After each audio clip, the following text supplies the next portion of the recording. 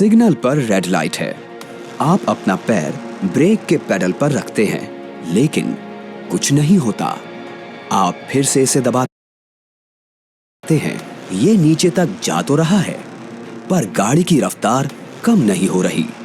अरे नहीं!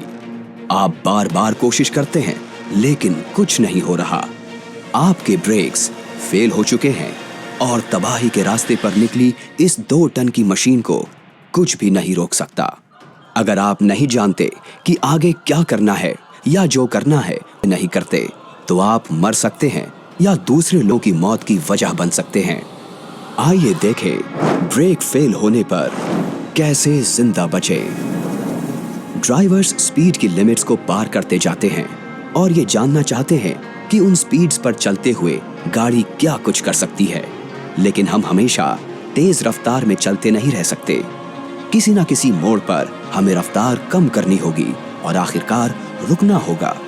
इस अहम जरूरत के लिए गाड़ी की ब्रेक लगाने की तकनीक बदलती और बेहतर होती जा रही है।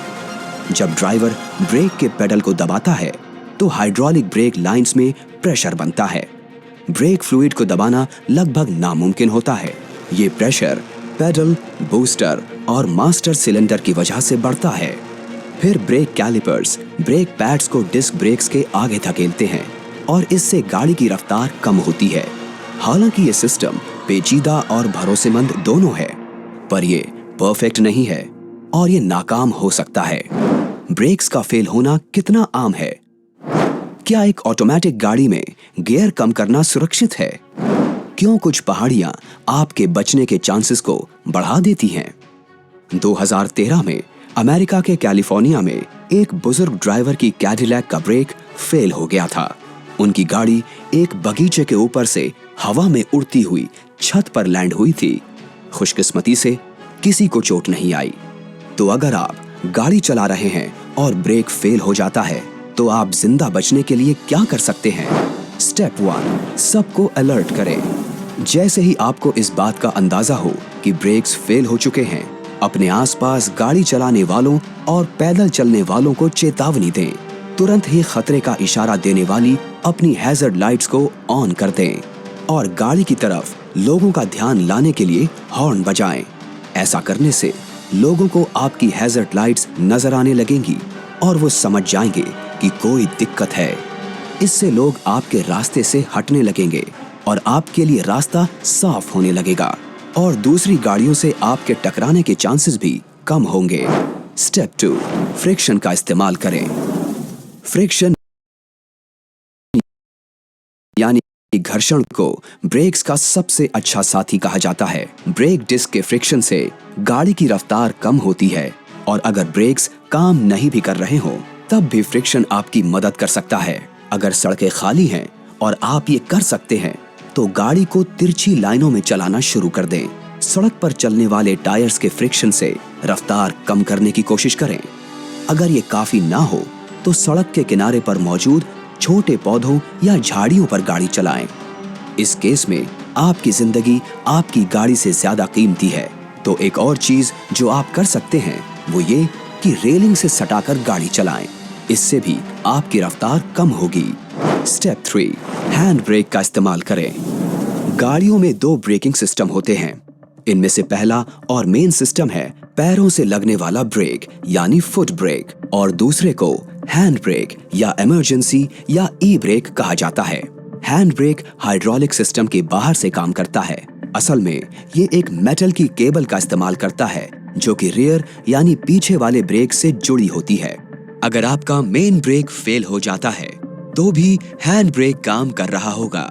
इसमें इतनी ताकत नहीं होती कि ये गाड़ी रोक सके, लेकिन ये उसे धीमा करने में एक बड़ा रोल निभाता है। हैंड ब्रेक तभी सबसे अच्छी तरह से काम करता है जब आप इसे धीरे धीरे और सावधानी से लगाएं। अगर आप तेजी से हैंड ब्रेक लगाते हैं, तो रियर ब्रेक्स लॉक हो सकते हैं और आपकी गाड़ी कंट्रोल से बाहर होकर घूम या पलट सकती है। और अगर आपके पास रिलीज बटन है, तो उसे दबा कर रखें। स्टेप 4, गियर कम करें। अगर आपकी गाड़ी मैनुअल मोड पर चलती है, तो धीरे धीरे गियर कम करें। इसे इंजन ब्रेकिंग कहा जाता है। आपने सुना होगा कि 18 पहिए वाली गाड़ियां ऐसा करती हैं। इसके पीछे की सोच ये है कि ज्यादा आरपीएम्स या रेवोल्यूशंस पर मिनट के साथ गाड़ी को कम गियर पर लाया जा सके। इससे एक से दूसरे गियर में बदलाव के चलते ज्यादा टॉर्क पैदा होता है और मैनिफोल्ड में एक वैक्यूम बनता है जिसका सामना पिस्टन्स को करना होता है, तो पावर और रफ्तार दोनों कम होने लगेंगे। हैंड ब्रेक की ही तरह इसे भी आपको बहुत तेजी से नहीं लगाना है। अगर आप बहुत तेजी से गियर कम करने लगते हैं तो पीछे के पहिए ज्यादा तेजी से धीमे हो सकते हैं और ऐसा होने पर आपकी गाड़ी पलट सकती है। और अगर आप एक ऑटोमेटिक गाड़ी चला रहे हैं तो आपके पास ट्रिपट्रॉनिक ट्रांसमिशन का ऑप्शन हो सकता है। इससे आप ऑटोमेटिक सिस्टम को हटाकर वो गियर चुन सकते हैं जिसकी आपको जरूरत है। धीरे धीरे गियर कम करें और पहले गियर तक जाएं। स्टेप 5, पहाड़ों की तरफ जाएं। अगर आप अब भी स्पीड कम करने की कोशिश कर रहे हैं तो ऐसे किसी पहाड़ या ऊपर जाने वाली चढ़ाई ढूंढने की कोशिश करें जहां आपकी मदद हो सकती है। ये कोई ऑन रैंप हो सकता है, कोई पहाड़ी सड़क या रेस वाली गाड़ियों के लिए खास तौर पर डिजाइन किया गया रन ऑफ एरिया भी। थोड़ी सी भी ऊपर की ओर जाने वाली चढ़ाई आपको इतनी ग्रेविटेशनल फोर्स दे सकती है कि आप रफ्तार कम करते हुए पूरी तरह से रुक सकें।